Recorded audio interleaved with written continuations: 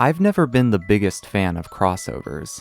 They're supposed to be celebratory titles, highlighting the most iconic and influential aspects of the characters they represent. They're supposed to be creative bursts of energy that test the characters we know and love in new ways. In practice, however, this isn't how things seem to turn out. There are a number of conceptual concerns. Crossovers often have a tendency to feel wrong, leading to a decidedly inauthentic experience, with major figures and settings pantomiming their iconic attributes rather than actually embodying them. It's as if they've been passed through a blurry photocopier on the way to the finish line. In the worst case, crossovers are little more than fan service festivals, which focus devoutly on the iconography of their respective properties, whilst forgetting to capture the essence which made that iconography so beloved in the first place. And because crossovers must meet the complex and often competing demands of two different franchises, it often leads to both sides feeling malnourished. The result is a disposable kind of project, a cute footnote in the same way you might talk about a niche long since out-of-print book or souvenir, but something lacking in real discernible substance, something that is able to actually catch your interest outside of the sheer novelty of its existence. I preface with this because I think Professor Layton vs. Phoenix Wright Ace Attorney manages to avoid nearly every single one of these pitfalls. In fact, one of the most surprising aspects of Versus is how little it seems to rely on fan service at all. This isn't to say there's nothing of the kind. The game hits most of the obligatory beats you'd expect from such a crossover. Layton says, "Objection!" Phoenix and Maya get puzzle animations, and characters are often split into pairs across franchises to explore their unique dynamics. From Luke and Maya exploring the town at night, or Layton having to deal with Maya's very ungentlemanly behavior. The game isn't devoid of references either. There's plenty to be found if you're looking, but most of them tend to be covert, you either know it or you don't type jokes, like Maya commenting offhandedly about Phoenix's opinion on stepladders, or a parrot testifying in court, and jokes that might be more shocking for those familiar, like Phoenix's introductory bakery bombast, still works plenty with only the characterization the game itself has provided, no supplemental material required. By and large, Versus is a crossover that relies almost exclusively on original material, and this is certainly its greatest attribute. In doing so, Versus can spend most of its time forging its own identity as a game unto itself, instead of resigning itself to be an inessential spin-off overshadowed by its two parent series. And as I'll soon show, Versus is quite adept at teasing apart the best aspects of both series and combining them in a thoughtful way. The creators of the game seem to feel similarly. In an Iwata Asks interview with both Shu Takumi and Akihiro Hino, which, sidebar, is a really lovely interview where Hino professes his very clear passion and admiration for Takumi's work on Ace Attorney, Hino emphatically argues that the crossover is the next real entry for both series, a game which pushes the boundaries for both sets of characters. Now, on the one hand, I don't think we need the creators to insist something is a legitimate entry, whatever that means, for us to want to take it seriously. After all, it ought to have gained that legitimacy merely by existing. On the other hand, I agree wholeheartedly with Hino's fervor. The crossover should be treated with some respect, because I'm here to tell you today that I think Professor Layton vs. Phoenix Wright Ace Attorney is not only the best Professor Layton and Ace Attorney game, but maybe also like the best game I've ever played. One of the most common ways to describe the crossover is that it is a Professor Layton game featuring Phoenix Wright. It's going to take some time to fully untangle what this statement is supposed to mean. It could be viewed as a good thing, especially if you enjoy Professor Layton games, but it seems more frequently used as a disqualifier, an explanation for why Versus isn't mainline or isn't a very good crossover. It's important to acknowledge, however, that the comment taken at face value has a lot of truth to it. Versus very clearly adheres to the structure and style of a Layton game more than it does an Ace Attorney one. There are a number of obvious signs that Versus begins with a Professor Layton base. The central hub of the game, Labyrinthia, is a very Layton-esque locale, a medieval town of witchcraft and magic, governed by an order of knights who pledge fealty to a mysterious storyteller who spends his time writing fairy tales. It clearly echoes Last Spectre's Misthallery, a location which also toyed with the idea of a fairy tale town, centering a major plotline around a witch's curse, ostensibly summoned by a small girl living in the manor at the top of Misthallery. Versus even manages to pick up on some traces of Last Spectre's industrialized anxiety, with the storyteller admitting Labyrinthia was a poor small town with no industry to speak of, that had fallen behind the times. and that he dreamed of bringing prosperity to the town right before it burned to the ground. Labyrinthia, though, is overall much more overt about its fantasy inspirations than Last Spectre was. Labyrinthia is hardly the only example here. The Layton influence becomes especially obvious once you get to Chapter 6, with the underground ruins built by an ancient civilization very reminiscent of the Azran locales you might see in Miracle Mask and Azran Legacy. And the Storyteller's Tower at the end of the game, an impossibly tall structure reaching towards the clouds, is classic Layton Final Dungeon. On concept, even if these settings aren't the most original as far as the Layton series goes, it's hard to argue with the end result. The ornate audience room, the imposing grand archive, the lush forestry within the Eldritch Woods, they're all very beautiful, and the crossover's phenomenal soundtrack certainly does the mood some favors. What I said about Azran Legacy applies just as much here. This might be one of the prettiest 3DS games put to console. So yes, Versus absolutely feels more like a Layton game than it does an Ace Attorney one. The game basically renders this argument as actual text, when Darklaw at the end tells Phoenix that his arrival in Labyrinthia was purely accidental, as opposed to Layton, whom she intentionally brought with her to solve the town's mysteries. But what I think is worth pointing out is that a crossover between these two series was almost inevitably going to end up feeling this way. Layton plots are more domineering by nature, presenting pressing story hooks which Layton and Luke are essentially forced to investigate immediately. Notable is how Layton games make a habit of trapping our characters within the designated setting of the adventure. Early on in Curious Village, the hand crank for the bridge to the only entrance in town is stolen, trapping everyone inside Saint Mystere for the entirety of the game.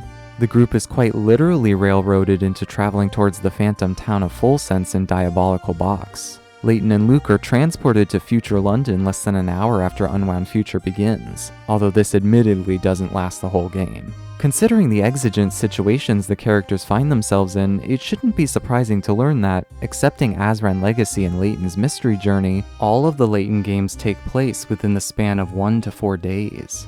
In contrast, Ace Attorney's overarching stories tend to be more diffuse. Oftentimes it can be unclear what the central hook of the story is until over the midpoint of the game, and the case structure allows for a wide variety of locations and tonalities not always directly connected to the main plot. Sometimes there'll be a gesture at a grand overarching premise, such as Dual Destiny's Dark Age of the Law, or a specific character's hidden backstory, but for the most part, Ace Attorney is content to weave its overarching narrative between many smaller tangents. Accordingly, most Ace Attorney games take place over the course of several months. That's all to say, if you fuse together a Layton story and an Ace Attorney story, the echoes of the former are likely going to be much louder than the latter. Looking at Versus, it's quite obvious which template is being followed. All of the characters become trapped in the town of Labyrinthia after seemingly being teleported by a magic book. The premise of magic being real and a man whose stories become reality is a fairly strong hook. The gang's stay in Labyrinthia is brief. Once the storyteller discovers interlopers within his story, he alters the ending so that it occurs earlier. In sum, the group spends a total of 4 days behind Labyrinthia's walls, exactly within the margins for a typical Layton plot. To reiterate, when I argue against the idea that Versus is a Layton game featuring Phoenix Wright, I'm certainly not arguing against it as a purely descriptive claim about the nature of its story. What I'm trying to argue against is the implication. The claim posits the crossover as a sort of zero-sum relationship, whereby the more influence the Layton series takes, the more the Ace Attorney-ness of the game diminishes in response. But here I would strongly disagree. If anything, Versus is far more profound as an Ace Attorney game than it is a Layton one, and the abundance of Layton-esque qualities only serves to emphasize Phoenix's role in the story. It all comes back to Versus being an excellent judge of the series' qualities. Since Versus' story is quintessentially Layton, the game wisely chooses not to spend too terribly long on Layton's reaction to Labyrinthia. There's a good reason for this. It's not anything surprising. Layton seems bemused at best. This is bad, Professor! They're getting closer and closer! Witches, magic books, disappearing walls? Yeah, this is just a Tuesday for the professor. Instead, once the basic premise is set up, Versus more straightforwardly plays like a fish out of water story, with the fish being anyone who isn't Layton. I think there's a strong case to make that of the 4 primary cast members, Phoenix is the main character of Versus. Empirically, he's given vastly more screen time than the others, being the only character not written out at some point over the course of the game. Layton transmutes into gold, removing him for an entire chapter and a half. Maya becomes the defendant for that case, where she is explicitly ordered to remain silent for the duration of the chapter, and then later dropped into a pit of fire. Luke just doesn't have a single line of dialogue for the entirety of the final trial, which is a little strange. Moreover, it makes sense to make Phoenix the main character in order to use him as an audience surrogate. Being unfamiliar with the trappings of Layton's stories, Phoenix makes for a logical link for those also outside the wheelhouse. We the players come to understand the intricacies of Labyrinthia at about the same time Phoenix does. It's very telling that Versus uses Layton as a measuring stick for the severity of the situation. When the first witch trial begins to go sideways, Layton swoops in at the last second to teach Phoenix, and us the player, how to use the rules of magic to turn the case around with the Grand Grimoire. Layton proceeds to assist Phoenix through the rest of the trial. Layton is so overpowered, Versus makes him the victim of the second witch trial to symbolize the training wheels coming off. Phoenix, and once again, you the player, are going to be left to your own devices this time. Even during the final witch trial, Layton's taking stand with the prosecution is presented adversarially, and the perspective continues to sit firmly on Phoenix thereafter. We're still discovering the truth about Labyrinthia at the same speed Phoenix is, not the professor. In this way, Versus positions Phoenix as the protagonist of the final section of the story.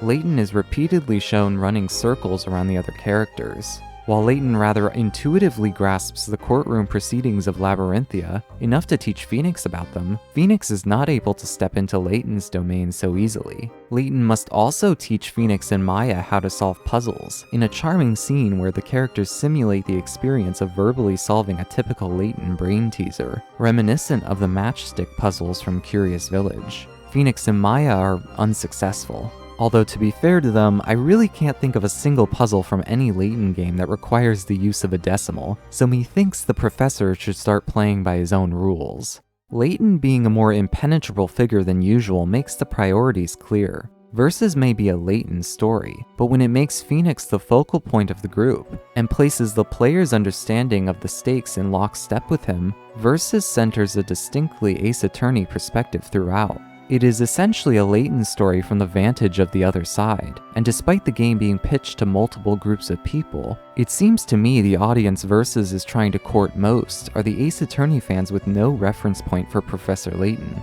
There's a certain amount of sense to this, considering Shu Takumi ended up going from a supervising role to a much more hands-on role later, writing the story for the title. Hino even admits to clearing the way for Takumi to do whatever he wanted with the project. Therefore, instead of thinking of Versus as a Layton game featuring Phoenix Wright, it might be better to think of Versus as a Layton game starring Phoenix Wright.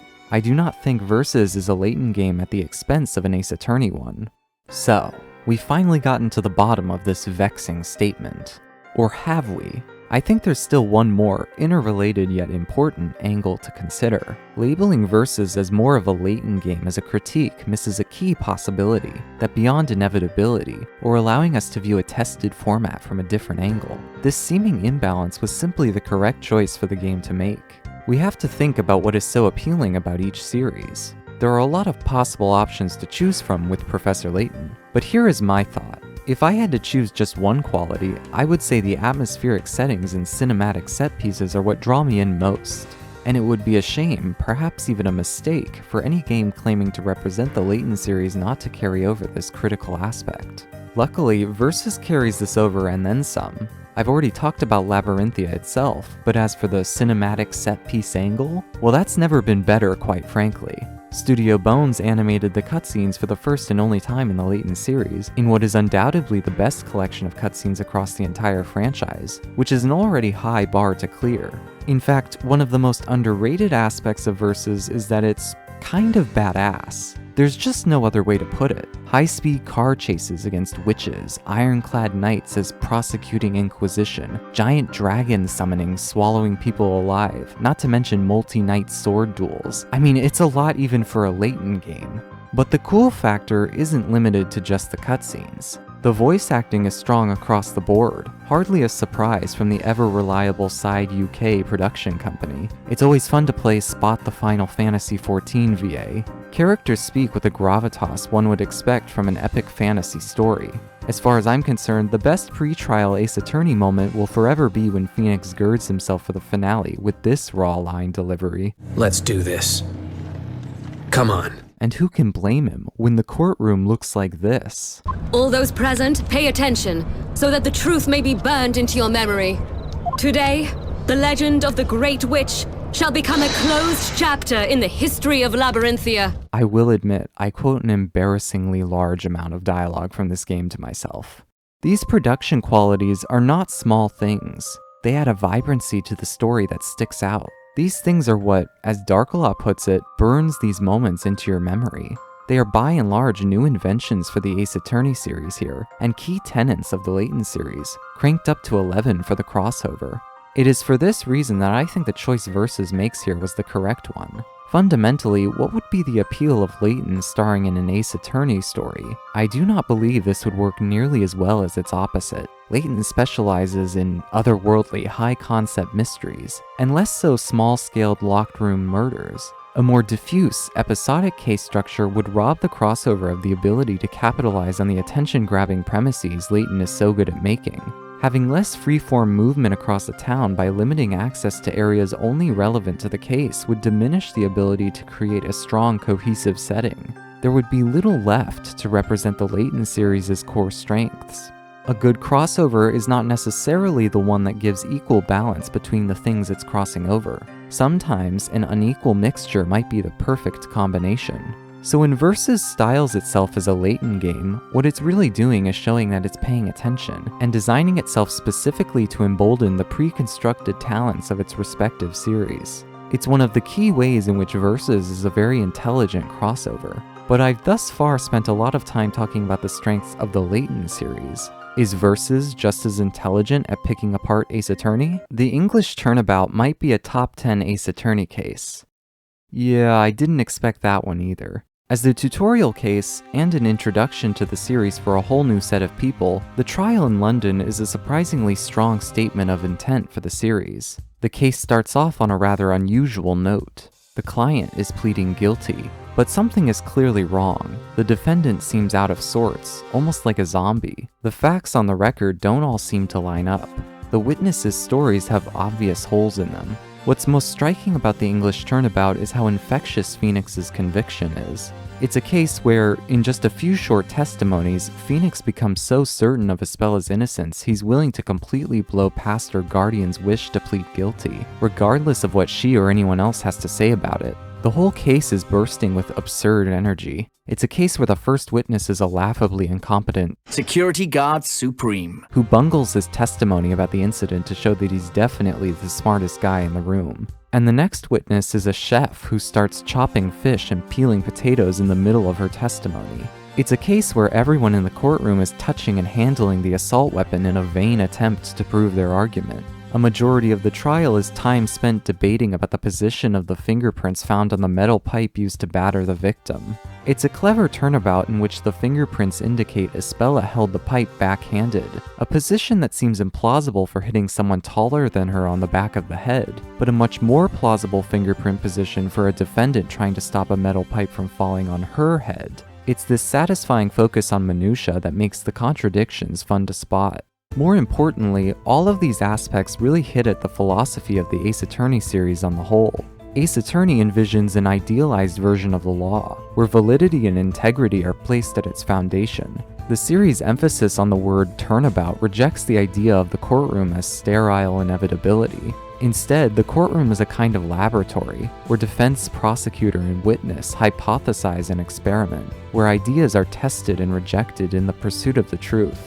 Ace Attorney makes deductive reasoning fun by turning the courtroom into an active process. There's a reason why the series often paints characters who obfuscate with legal technicalities as villainous and corrupt. It is a contortion of the legal system's higher purpose, a weaponization of the very rules that are supposed to lead to truth. In Ace Attorney, law is a practice of redemption and genuine second chances. Thus, the English Turnabout is impressive not because it has the best mystery, or the best witnesses, or the best villains, or the most engaging gameplay, but because it so effortlessly manages to distill the ethos of the series in only an hour and a half. It literally doesn't matter that the client is pleading guilty. She isn't guilty, and so any ruling which doesn't reflect that truth would be a dereliction of justice. And if that means we have to spend 20 minutes talking about metal pipes, then so be it. But then the game flips everything on its head. Once Phoenix and Maya are sucked into the Historia Labyrinthia, the rest of the game's court segments are labyrinthian witch trials, twisting some of the fundamental assumptions of the series. The brilliance of these trials are, I think, vastly underappreciated. The Witch's Court is without a doubt the most brutal courtroom in the history of the franchise. The tone and atmosphere of the place is immediately oppressive, a darkly lit chamber packed by a gallery of hooded onlookers not so patiently watching the proceedings. The introduction to the Chamber of Fire pretty unambiguously raises the stakes. A woman pleading for dear life before being unceremoniously dropped into fire, the crowd roaring with excitement soon after. Typically in Ace Attorney games, losing all credibility during the course of a trial results in the judge issuing an immediate verdict, followed by the doors of the court slamming shut as the requisite game over screen. In Labyrinthia, a game over in the Witch's Court is represented by the metal of an Iron Maiden-like cage snapping shut, moments before it lowers into the pit of fire. The face printed on that cage, the face of a screaming woman, is a cruel parody of the witch before her death. Forget about memory, this is a place where people are made to burn. The ending of most Ace Attorney cases is identical. We managed to prove our client did not commit the crime, because they almost never do, and the trial is punctuated by bold text loudly declaring the defendant not guilty, followed by a happy explosion of confetti across the courtroom, the catharsis after a hard-fought defense. In the Witch's Court, however, such a thing is impossible. Every crime comes with two charges, killing the victim with witchcraft and, naturally, being a witch. The only way a defendant can be exonerated in a witch trial is if there is conclusive evidence of another witch committing the crime. The only way out isn't to prove our defendant not guilty, but innocent on both counts. Our reward for doing so isn't confetti, but the immediate execution of the newly non-innocent party. Thus, in the Witch's Court, there can only ever be one verdict. The question is just a matter of whom that verdict will land upon. Much like scrutinizing the particulars of a late-game Layton plot twist, complaining about the real-world inaccuracies within Ace Attorney's legal process has always been amongst the least interesting ways to critique the franchise at large. Yet, it's fascinating how existing in the legal context of a medieval fantasy courtroom so casually makes many of Ace Attorney's legal eccentricities feel that much more authentic. The Witch's Court is anything but disciplined. Trials are not very well structured. It's completely possible to veer off topic as the witnesses in the court find something else to pique their interest. Indeed, half of the Golden Court case, the one where, per the title, Layton is turned to gold, is ultimately spent on a largely unrelated incident in the alchemist's residence, because of the slight possibility there may be a clue pertaining to the current case. The gallery constantly heckles the defense for daring to delay their evening burning, cheering on the Inquisition even when their argument falls apart. A recurring gag sees key witnesses interrupt the trial, shouting from the gallery that they need to be allowed to testify before the end. You, defender, stop messing around! What he said, what he said! Versus makes the courtroom feel more electrified than ever. The Knights of the Inquisition are in charge of investigating crimes, but they only have a few hours to do so before trial begins. As such, evidence and testimony is often neglected. It's not just a matter of incompetence, though. Due to the nature of the setting, the technology of the times doesn't allow for a complete understanding of events. There does not exist any way in Labyrinthia to test blood, check objects for fingerprints, and certainly no photography to capture the scene of the crime. Rather, the court relies on court illustrators to present sketches of the crime as it happened. Unsurprisingly, these sketches, drawn by human hands and minds, are unreliable. In the first witch trial, a major line of argumentation for the Inquisition falls apart when we discover the court illustration inaccurately represented the milk bucket the defendant was holding at the time of the murder. Incidentally, this is another reason why the English Turnabout is so clever as a tutorial case. When the game chooses to make one of its central lines of argumentation about the placement of fingerprints on the metal pipe, it makes the contrast between the two worlds all the more apparent when the game suddenly takes away such tools. The game has taught you how to think about the evidence on hand, only to rip away that learning for the very next case. If Espella had been tried for this assault within the town of Labyrinthia, without the fingerprints, she almost certainly would have been declared guilty. Changes within the Chamber of Fire aren't the only ones that count, and it is here where the positive value of the Layton-style setting becomes vastly more pronounced. In Labyrinthia, the Witch's Court is not just a courtroom, it is an important cultural institution.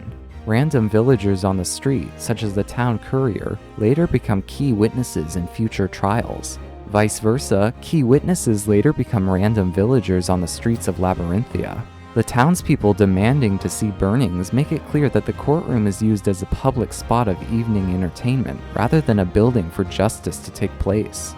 After Phoenix successfully defends in the Witch's Court, the citizens react and respond to the outcome of the trial and our performance, starting rumors across town. Some Emir casually mentions during one of his testimonies getting drunk at a tavern as a pastime. Later in the game, we visit the exact tavern he's talking about. In Versus, the courtroom is not some nebulous location on a list we teleport to for a trial. It is a real, embodied space we can walk to and from during our travels in Labyrinthia, a place where the events inside have a tangible effect on the happenings and discussion outside. Crime scenes are much the same.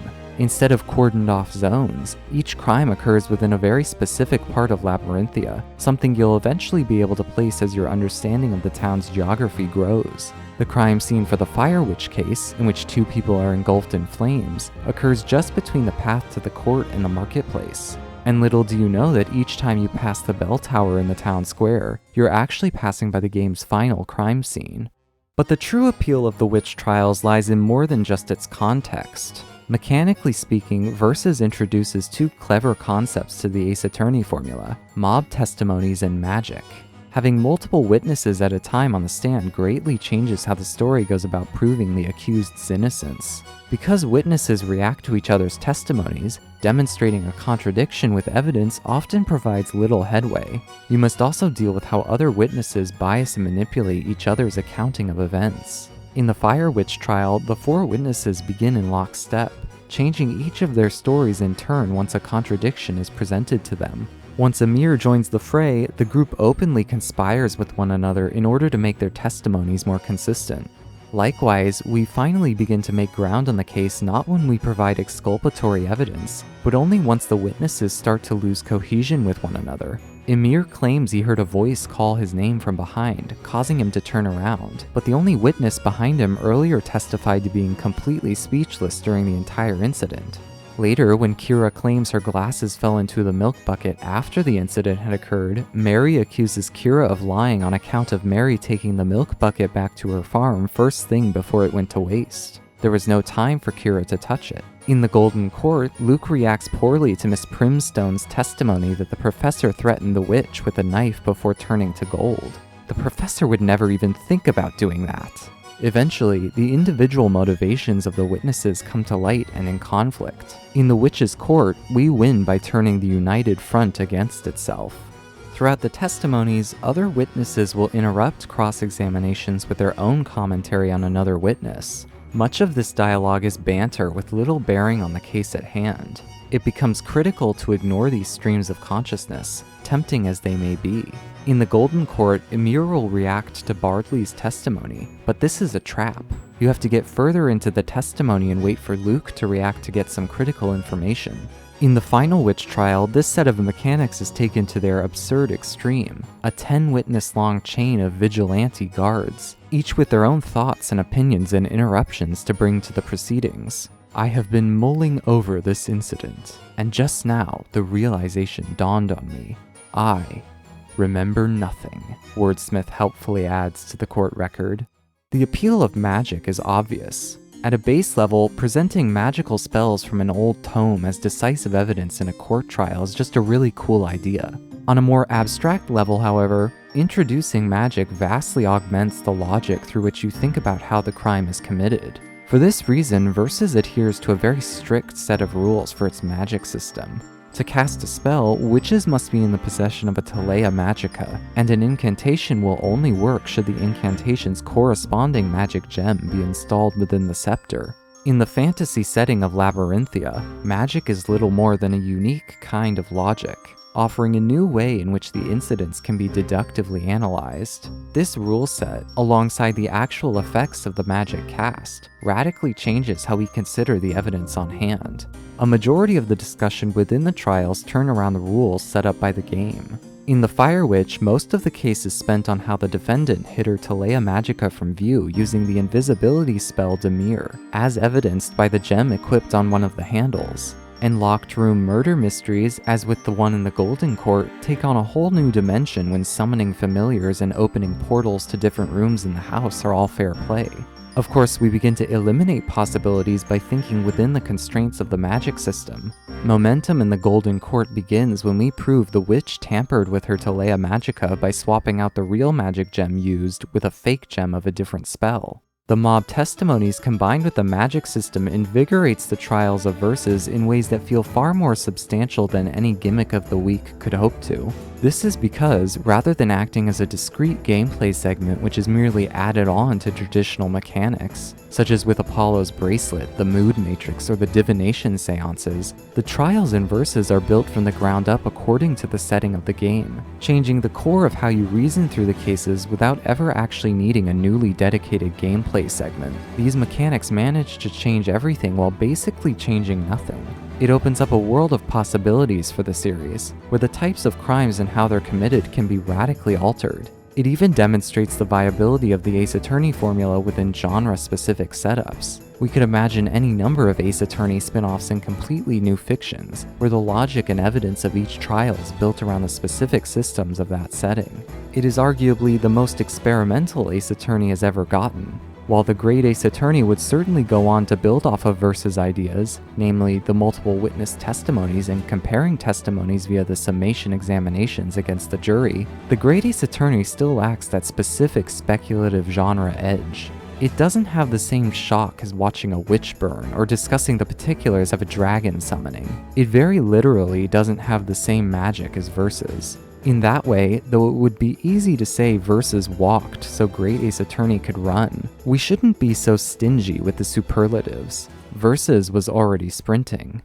Probably the most famous line in the entire game comes from Layton, right after Phoenix befuddles the Inquisition and the Gallery by forming a deductively valid argument as to why Espella could not possibly be the witch. It would seem that the concept of logic does not exist in this world. It's a line with some obvious meme potential, but Layton isn't quite correct, is he? The citizens within Labyrinthia operate under a very consistent set of rules and shared assumptions, a labyrinthian logic, if you will. In Labyrinthia, it is a given that what the storyteller writes in his story will come true. This rule has a number of implications. Prominently, this rule tells us that there is no reason to understand the motives of witches. Since all uses of witchcraft killing people are documented within the story, no witch needs a discernible motive. They were simply compelled by the story to carry out their role. Thus, if an accused were to attack or injure her friends and colleagues, there is no reason to think that's strange at all. That kind of unpredictable behavior is part of what it means to be a witch. Likewise, it is simply in the nature of magic to disorient and confuse the victims of it. Witchcraft has been the one thing to remain incomprehensible, even to the most intelligent of us, the judge says. There is nothing strange at all about a witness who cannot recall how they were affected by an incident of magic. The Golden Court shows both of these points of labyrinthian logic in explicit detail. Jean Greyerl admits to strangulating her guardian figure. The judge responds, "But a person who kills her protector, to whom she owes her very life, can be nothing other than a witch." Earlier in the trial, Inquisitor Barnum reasons that when we catch the witnesses incorrectly remembering whether Layton's arm fell off before or after the Telea Magica hit the floor, it is not because they are lying, but simply because that is the way of magic, such as the effect this black art tends to have upon those who witness it, with Espella noting, "We always try to make sense of what we see, so when what we see makes no sense, we lose track of what's real." It is a circular and dangerous reasoning, wherein a non-credible witness becomes itself further evidence of the accused's guilt. The witness's confusion about the facts of the case is only proof that magic was indeed utilized against them. Versus's world building is genuinely impressive, creating a surprisingly grounded and more coherent world and magic system than a lot of the genre it's taking notes from. And this world is not just an aesthetic. As we've seen, the game does a good job showing how the setting itself shapes the way the characters think. But the most impressive part is how Versus essentially does all of its world building twice, operating under the two-tiered system of logic it's built up.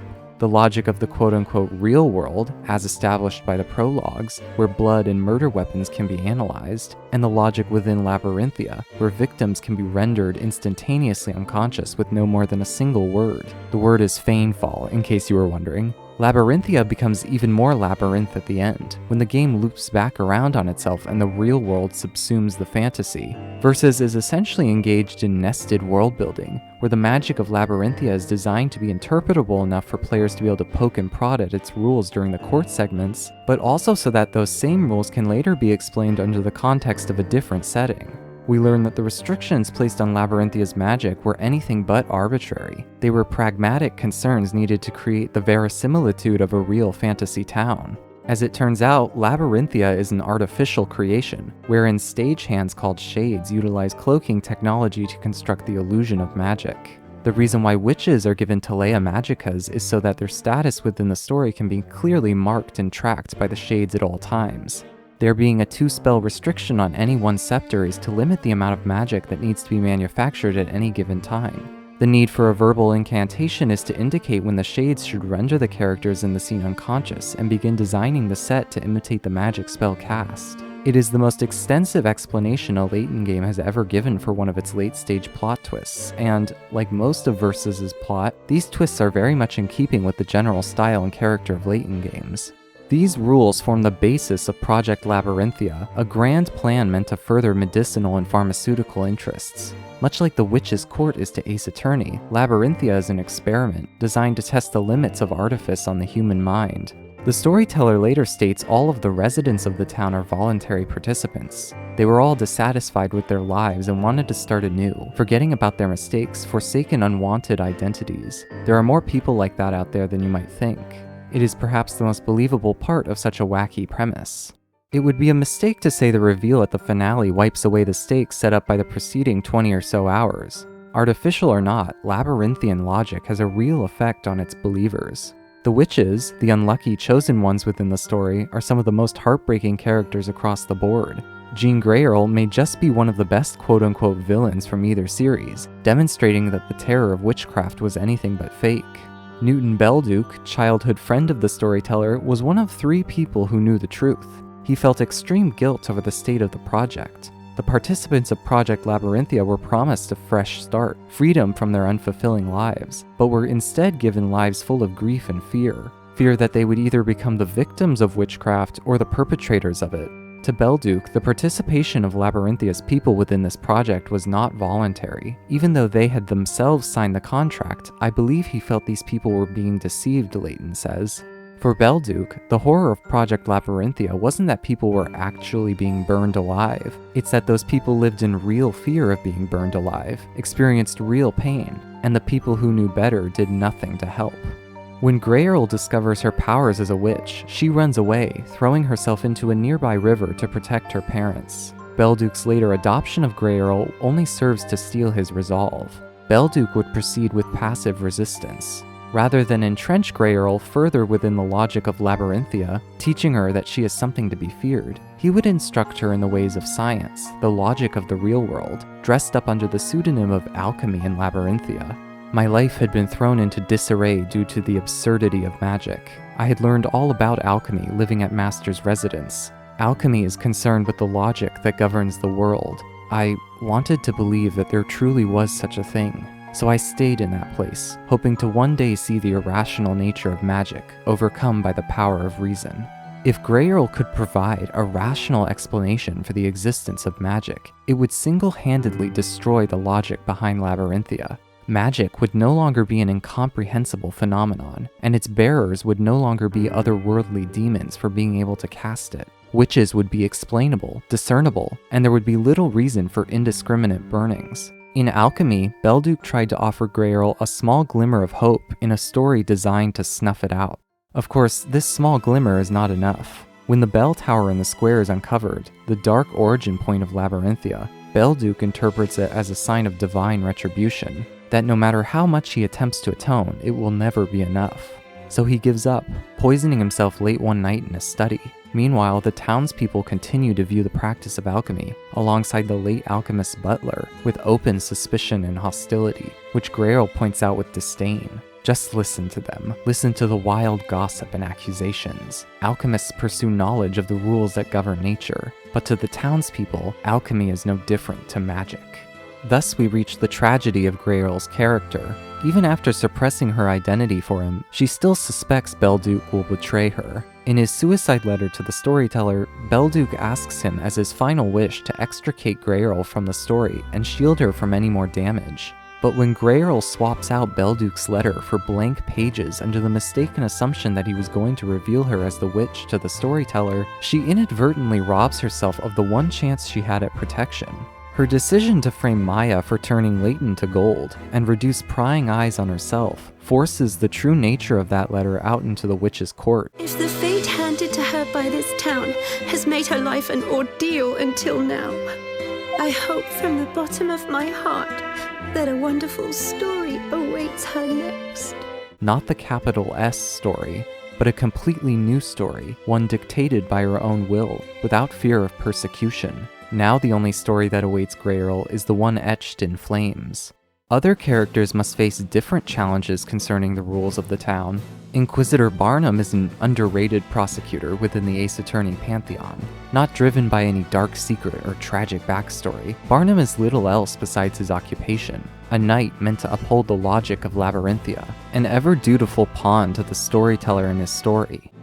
No need to waste your breath. This trial will be over before you can utter a single objection. For the security of all of Labyrinthia, my blade shall rend your defenses swiftly and without mercy. Yes, I do quote that line a lot too. How could you tell? What's most endearing about Barnum is his sturdy sense of honor. However warped his deductive reasoning is, he applies it consistently. Unlike the anonymous hecklers of the courtroom gallery, Barnum has no desire to see a burning should the accused be innocent. When the Chamber of Fire flies into disarray at the end of the Golden Court, and Maya is sent hurtling into the fire even after her innocence is proven, Barnum profusely apologizes to Phoenix. He has failed his duty to protect the town, and an innocent life was extinguished on his watch. This is clearly not a man of ulterior motivations. However, things become problematic for Barnum when the storyteller pens something truly bizarre. He would make the Great Witch Bezella, the leader of all witches, his own daughter Espella. The storyteller writes a story in which his own daughter is to be tried and executed for her crime of existing. It is the kind of action that defies any perceivable explanation or motivation. It is the kind of incomprehensible betrayal that only a witch themselves, or someone suffering from the befuddling nature of witchcraft, could possibly make, according to Labyrinthian logic. Could the storyteller himself really be susceptible to such things? And so Barnum's occupation forces him between two mutually exclusive positions: his absolute duty to uphold the storyteller's story, and his duty to root out and burn away all vestiges of witchcraft within Labyrinthia. Barnum quickly works to resolve this crisis. He begins to suspect High Inquisitor Darklaw, second in command of Labyrinthia, of manipulating the storyteller. He follows her outside of town to discover a mysterious mansion occupied by masked figures brewing a strange substance. Suspicious for sure, but he ultimately turns up no conclusive evidence of Darklaw being a witch. In one of the best scenes in the game, Darklaw throws Barnum's actions right back to his face. He was willing to go as far as to stalk the storyteller's closest confidant, but not to investigate the storyteller himself? Darklaw argues that this is nothing more than cognitive dissonance on the Inquisitor's part, that to question her is to, for all intents and purposes, question the storyteller as well. So there should be no qualms about digging around the storyteller's private affairs. She even taunts Barnum by specifying the exact location within the storyteller's tower he could have found his answer. As it is now though, Barnum's quest was doomed to failure from the beginning. He was neither willing to choose between his loyalty to the storyteller nor his loyalty to the people of Labyrinthia. It is a simple yet effective character arc that again utilizes the principles of the setting, with all its contradictory logic, to turn Barnum's honorable nature against him. His arc, if anything, ends too abruptly, and it would have been nice to see him reappear in some capacity during the final act. Lastly, we arrive at the major players in the story, the two genesis points Labyrinthian logic was meant to protect. Here's another take you probably haven't heard before. I like Espella. While she's not an especially fleshed out character, and falls into the damsel in distress role one too many times, I think the game capitalizes on her loneliness quite well. People around town treat her with open trepidation for being the storyteller's daughter. Many of them suspect she is Bezella. Espella herself admits in a jail cell that Phoenix openly defending her against the accusations makes him the only one who's ever been this kind to me besides Aunt Patty at the bakery. Some would criticize Espella for just being nice, but I think it works. Espella is nice not because she's the perfect writer's pet who can do no wrong. There's the sense she's nice because she has a strong moral compass and concrete beliefs about what justice ought to look like. Before each burning, Espella stands up to the court in earnest opposition to the guilty party's assigned punishment. She goes as far as to openly defy her father's story, declaring that a town in which people must be put to flames is a town which should never have existed in the first place. My favorite scene with Espella is a small little moment in the beginning of the Golden Court. Is it heresy to say this is also one of my favorite Ace Attorney cases? While the crowd boos at Sir Baker Phoenix Wright, Espella supports him from the bench. Barnum is quick to remind Espella of the accusations of her being the Great Witch. Espella Cantabella, I have given you leave to come to this trial today. However, that does not mean that the charges against you have been dropped. Rather than worry about others, you should consider your own situation. Thank you for granting me your permission, Inquisitor. It's the kind of line that says everything without saying anything at all. Espella knows how it feels to be isolated and ridiculed for simply standing up for herself. There's been no one on her side of the bench for all her life in Labyrinthia, so if she can be there to stop someone else from facing the same treatment as her, whether it be Kira, Grey Earl, or Phoenix, that's where she'll stand, hecklers be damned. Eve is the major villain of the piece, and she's wonderful. Her hatred for Labyrinthia and its creator are potent, yet nevertheless subdued. Though the town was constructed to be a research facility studying the effects of a substance found in the local groundwater, it served as a front for another of the storyteller's ends. This same substance, years before Project Labyrinthia, rendered the entire former town unconscious upon the striking of the bell originally uncovered in the ancient ruins nearby. A fire soon spread throughout the town that night, burning away the unconscious populace in a matter of hours. The only two survivors were Espella and Eve, tucked away in the belfry of that giant bell. To deal with the aftermath, Arthur would invent stories for Espella, stories about witches possessing people for nefarious ends, demonstrating to her daughter that she was not responsible for killing an entire town of people. The fire itself would be retconned into the history of the story, dubbed the legendary fire, caused by the evil witch Bezella. Espella was only able to be herself when she lived within my story. Oh, the irony of it. Only within a world in which Bezella was real could Espella's tragic memories be sealed. But Arthur Cantabella became neglectful. He began to ignore his daughter and his new town. High atop the storyteller's tower, in Espella's old room, we find a picture book entitled The First Story. It is a child's tale, handcrafted and illustrated for Espella by her father, the first chapter in the story of Labyrinthia. As the project grew in scope, such artistic niceties became implausible. There was no longer time for effortful, handcrafted books. Instead, the remaining segments of the story would be mass-produced and handed out on blank strips of parchment during bi-weekly parades. Whereas the first story contained a beginning, middle, and end, a consistent set of characters and villains, these paltry slips of paper contained no more than a few lines of text, sparse on details and filled with vagaries, a very economical redefining of what it means to be a story. Arthur seemingly bore little interest in the town beyond that. While the official narrative in Labyrinthia was that the storyteller spent all of his time brainstorming future installments of the story within his tower, Eve sets the record straight. Over the past few years, you were coming to Labyrinthia only for the parades. He delegated the management of the Shades for Eve to handle, ensuring that she would maintain the magic within Labyrinthia so that the story would play out exactly as he had written. In effect, Arthur gave the responsibility of running the country to Eve, while keeping the title of king for himself. So when her father Newton Belduke commits suicide, Eve becomes furious. Isabella trapped her in the story when she rang the bell of ruin all those years ago. Arthur's grand project is the reason her father killed himself. Now she has to spend the rest of her life cleaning up the mess the both of them have made? Eve's contempt for the storyteller is easy to swallow. Even ignoring the rotten ethics of Project Labyrinthia, the way Arthur treats his daughter is repulsive. Like an overprotective parent trying to shield them from a phobia, it only makes the problem worse in the long run. Layton points out the folly of such a plan. When Isabella mentions having a vague recollection of Phoenix defending her in London, despite the memories being wiped when entering Labyrinthia, Layton concurs, suggesting that it is possible for our feelings to persist beyond the specific memory where that feeling first originated. The same is true of the legendary fire. Cantabella can try to pretend her daughter's memory doesn't exist, but it is too powerful to be contained. Not even the hallucinogenic ink of the story can hypnotize the event out of her. Versus argues that the person living in Fantasyland isn't Isabella or the people of Labyrinthia, but the storyteller himself. Eve would show the storyteller for the hack fraud he is by destroying his artificial town from the inside out.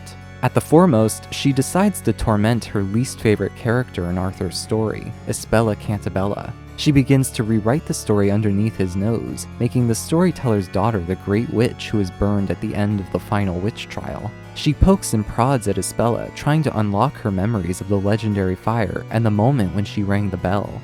Eve's contempt for Isabella is blatant from the very beginning of the game.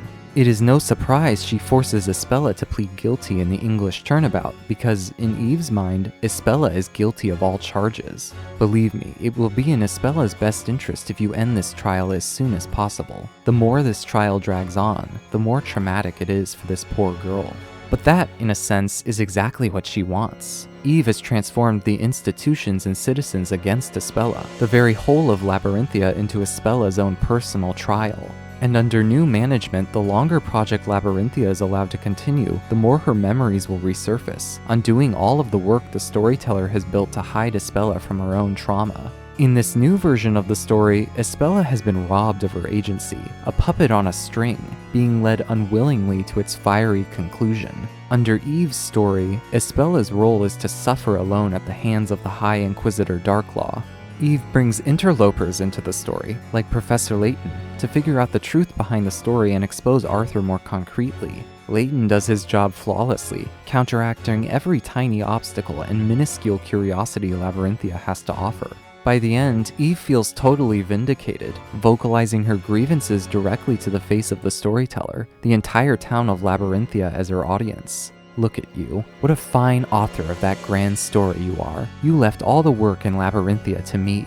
Meanwhile, you were making millions for yourself in London. What a pathetic excuse for a father. You didn't even notice that your precious little Isabella was in such danger. But Layton might have done his job a little too well for Eve's liking. Versus is a game very concerned with the fallibility of memory. Layton suggests memories are quite fickle, and can never be a truly reliable source. Project Labyrinthia is based on this core principle. The storyteller mentions that when giving participants their new identities in the town, they discovered they only needed to specify that they were born in Labyrinthia and their occupation to perform. The rest of that person's identity, as he says, takes care of itself. They fill in the gaps themselves without being aware of it. The human mind requires a consistent story of one's life. The architects of the town believe in this principle quite happily. This was the appeal of Labyrinthia for the storyteller, who could create a consistent story for Isabella that didn't involve her killing an entire village of people. But it applies just as much to Darklaw as well. A fatal contradiction by Phoenix proves that it could not possibly have been Isabella who rang the bell that evening, but instead the only other person in the belfry. Isabella cannot be Bizella. Eve Belduke too had created a comforting narrative about her time in Labyrinthia, casting the major characters into psychologically satisfying roles. The Cantabellas, the aggressors, and the Beldukes, the aggrieved victims. But this is as much make-believe as Arthur's belief he could protect his daughter forever. All parties had their part to play in maintaining the story. Per the Ace Attorney ethos, any story that doesn't reflect the truth, no matter how extravagant, must not be allowed to continue. The question is, will those parties continue to torment each other in the shadows, or finally choose to wake up from their fantasies?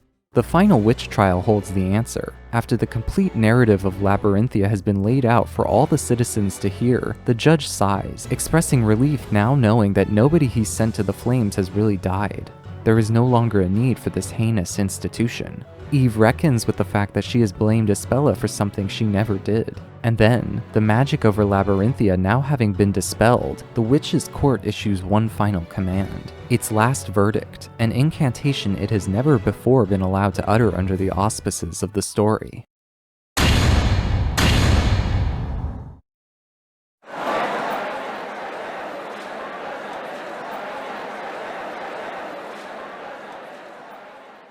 Though Versus has a very good sense of humor, it's not exactly as feel-good a kind of game as one might expect for a crossover like this. In some aspects, it's one of the most brutal games from either series. That's what I respect about Versus most. It doesn't want to just be remembered as the Professor Layton / Ace Attorney crossover. It wants to be its own thing. It's a game that pokes fun at the nature of stories themselves and the Herculean efforts it takes to make one. The worlds we transport ourselves to in books and watch on TV are never as real as we want them to be. Magic systems are nothing more than an illusion in these worlds, merely the tools needed to facilitate the stories they want to tell. Strip out their individuality and their intentionality, and they become little more than a bi-weekly release. Yet their unreal existence doesn't stop these illusory worlds from having a profound impact. These worlds are the building blocks for our imaginations, an internal working model we utilize to judge our own lives, casting ourselves as the protagonists of our own self-made narrative. Versus is a game that questions this usage, questions whether the psychological stories we've built for ourselves are really doing us and the people around us any good. It's a story that asks whether our wildest fantasies are really worth hanging on to. How many people will have to suffer when we find we don't like what we see in the mirror, or when the facts of reality clash with the narrative we've built for ourselves? The answer is up to us. I've talked mostly about the original characters in Versus, but the game gives the core cast plenty of engaging moments too. Versus once again demonstrates its adeptness at being a crossover by using its runtime not as an excuse for more fan service situations, but to put these classic characters through the ringer. Killing Professor Layton and Maya midway through the story is a pretty powerful choice. Obviously, no one really expects these deaths to stick, but the game wisely spends some time showing us how Phoenix and Luke would react to such situations. Luke lashes out by testifying against Maya in court. Meanwhile, Phoenix's initial burst of anger towards Barnum turns to sadness and despondency during a late-night chat with the bartender. Versus is using its unique position to do something pretty novel with the characters. It's doubtful any mainline Professor Layton game will explore Luke's reaction to the professor's demise, or an Ace Attorney game where Phoenix grieves over Maya's death. Ironically, the two sets of characters have become too beloved within their own franchises to ever receive such treatment. With these scenes in mind, Versus flips the concerns about a crossover on their head. Phoenix and Luke are not pale imitations of the characters we once loved. In some sense, they're more real than they've ever been. Hino reiterated later in that Iwata Asks interview that he doesn't believe Versus is a spin-off for either series, that it outdoes both original series in terms of volume and quality, and that it is a must-buy for any 3DS owner, regardless of if you've played either series before. That's a lot of bold assertions, but it's that last one that catches my attention the most. Hino believed this would be a game that would work for people who have played neither Layton nor Ace Attorney. It's easy to dismiss this as corporate PR speak. After all, is any project leader really going to say a large portion of the console user base shouldn't buy the newest game for that console in an official interview? But let's not dismiss him so quickly. I think Hino might be right about this. In fact, I do more than just think. I have the evidence to prove it. Take that! And start a record. Ignore the SpongeBob pinata.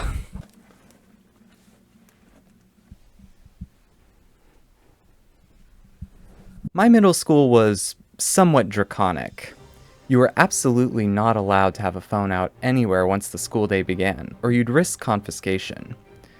Backpacks must be placed inside your assigned locker, and you'd have to carry all your textbooks and materials to each class. Due to the nature of my schedule, there was never enough time to get back to my locker in between classes, so I was frequently carrying a stack of 4 or 5 binders at all times during the day. The dress code was extremely strict. though my extremely high-effort t-shirt and shorts combo never seemed to be a problem. But the one rule I remember most is that a few weeks into 7th grade, we were handed seating charts on the bus to choose our assigned seats for the entire year.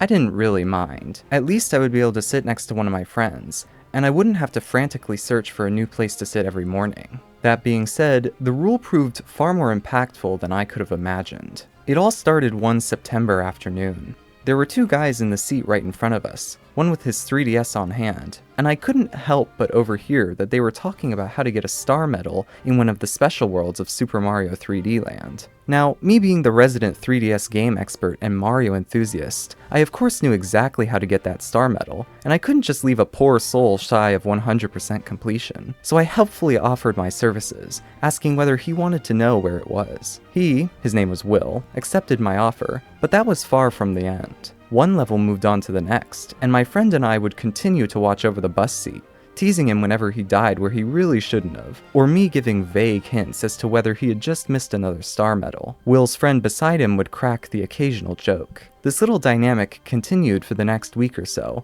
until we eventually managed to reach the final level of the game, 8-Crown, which took longer than it probably should have. But that was it, the end of the game. I asked Will what other 3DS games he had played, and to my surprise there were some noticeable gaps in his library. That's when I had an idea. After all, I was the resident 3DS game expert. And so, over the next 8 months, I would supply the games Will had never experienced, and he would play them on the bus ride to and from school each day, the 4 of us all commenting as if it were some makeshift Let's Play channel. We played the likes of Paper Mario Sticker Star, Kid Icarus Uprising, New Super Mario Bros. 2, Mario and Luigi Partners in Time, I don't have the case for this one, Fossil Fighters Champions, Super Monkey Ball 3D, for some reason. I can only imagine how annoying we were to the other kids on the bus, who probably wanted to sleep peacefully, only to be interrupted by 4 guys yelling, "Slippery ice!" every time he died from slippery ice. Yet of all the games we played, one sticks out the most. It was the beginning of January, just after winter break, and I was certain of the game I wanted us to go through next. Professor Layton versus Phoenix Wright Ace Attorney. Now, it was a bit of a gamble. All of the games we'd played previously were pretty action-intensive. Who knows how well a visual novel would get along with the group? Furthermore, none of them had ever played an Ace Attorney or Professor Layton game before, so who knows if it would hit the same for them as it had for me. Still, I was committed, so I put the game in my backpack, and for the next 2.5 months, we would slowly make our way through the crossover. For some reason, I never took the case out of my backpack that entire time period, so you can still see the black smudges where the backpack's fabric started rubbing off. I don't know if you can see that. If you can't, we won't show it. It was not a very good backpack. The results were somewhat mixed at first. It was clear the group was engaged in the game's mysteries, but there were some complaints about the game being too wordy, which it kind of is. There was liberal use of hint coins during trials, every time we didn't want to find the right statements to press in each testimony. You can imagine how the vigilantes' testimonies went. Still, spirits were evidently high, and it was clear the group had taken a liking towards the characters, especially Phoenix and Maya. Like the characters in the game, I vividly remember us having a debate about the position of the fingerprints left on the pipe, grabbing hold of any object around us and mimicking the position we'd hold it in if we'd been attacked. The usual jokes appeared. Every time we saved the game, my original save file would pop up with the completed file time, 29 hours and 47 minutes. This became a recurring gag for the next 3 months. There's no way it took you 29 hours to beat this game, which eventually just became a simultaneous chorus of 29 hours each time my save file appeared on the screen. I'll never forget the peak of the whole experience. When Maya became trapped inside that cage and lowered into the pit, everything clicked. When the flames erupted inside the courtroom, all 3 of them turned around at me at once and shouted, "What?" It was at that moment I knew, oh yeah, I'd made the right choice. From there, the investment increased, Before school started or during class breaks, some of the group would walk up to me with their own theories of what was going on, speculating about the nature of Labyrinthia and the secret behind the magic. One of them desperately tried to prod answers out of me about how it was possible that Layton was still alive and what the legendary fire was about. I would only nod. Guess you'll just have to wait and see. Like any good Versus player, they had their qualms with the ending, like the storyteller's surprise sickness being dumb and pointless. It is. But I didn't expect anything different. We managed to beat the game in 28 hours. Will would move after that school year, and the playthroughs didn't carry on after he left. Next year we'd meet new people on the bus and do new things, but it was never going to be a fair matchup. Looking back at the whole thing, Versus has always stuck out as the highlight of the whole experiment. To my 7th grade friends, Professor Layton versus Phoenix Wright Ace Attorney was not a crossover. The game was not emblematic of two storied histories being squished together for one grand adventure. Layton and Phoenix were not legendary monoliths representing their wider franchises. To my 7th grade friends, Layton, Luke, Phoenix, Maya were no different than Barnum or Darklaw or Grey Earl. They were just characters in the story. The kind of story that excites, that sparks discussion and intrigue and curiosity. Versus makes for one fine storyteller.